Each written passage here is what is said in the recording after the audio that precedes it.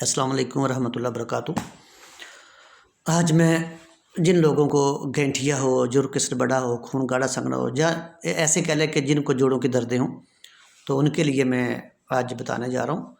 تو سب سے پہلے کہ ان کو پرہیز کرنا چاہیے جتنا ہو سکے، چکنائی سے، لال گوشت سے، قیمے سے، ان چیزوں سے جتنا پرہیز کرے گا اتنا اس کے لیے بہتر ہے۔ تو ان لوگوں کو چاہیے کہ دن میں وقفے وقفے سے سردی ہے پھر بھی پانی پیتا رہے، تاکہ اس کو پانی کا فائدہ ہو، اور پانی جتنا ہو سکے نیم گرم کر کے پیے۔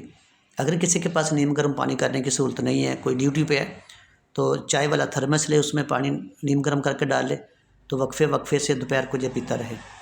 تو اس کے علاج میں آپ کو بتانے جا رہا ہوں جو میرا اپنی زندگی کا نچوڑ ہے، تجربہ میرا۔ میں نے بہت سارے مریضوں کو یہ چیزیں استعمال کرائی ہیں اور ان کو انشاءاللہ 100% فائدہ ہوا ہے۔ رات کو 1 گلاس پانی کا لیں، اس میں سفید زیرہ 1 چھوٹی چمچ ہاف ڈال لیں، صبح اس کو پانی کو بائل کر لیں، بائل کرنے کے بعد وہ پانی اس کو خالی پیٹ اس کو پلائیں، اس سے بہت حد تک افاقہ ہوگا۔ اس کے علاوہ صبح اٹھ کر نیم گرم پانی لے، اس میں 1 چمچ شہد کا ملا کے پی لے، وہ بھی بہت بہتر ہے۔ نمبر 3، صبح نیم گرم پانی کا 1 گلاس لے، اس میں کسی اچھی کمپنی کا سیب کا سرکہ لے، اس میں ڈال کے پیے۔ یہ متواتر پیے 2-3 ماہ، پھر جا کے پتہ چلنا، چونکہ یہ ایلوپیتھی نہیں ہے کہ دوائی کھائی جو ٹیکہ لگوایا فوری فائدہ ہو گیا، تو یہ آہستہ آہستہ ہوگا، لیکن اس کا نقصان کوئی نہیں۔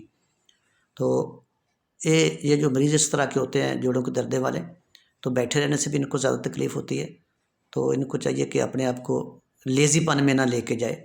اگر اٹھ کے چل پھر سکتا ہے تو اپنے چھوٹے موٹے کام گھر کے خود کرے، اپنی تھوڑی بہتی واک بھی کرے، یہ اس کے لیے بہت فائدہ مند ہے۔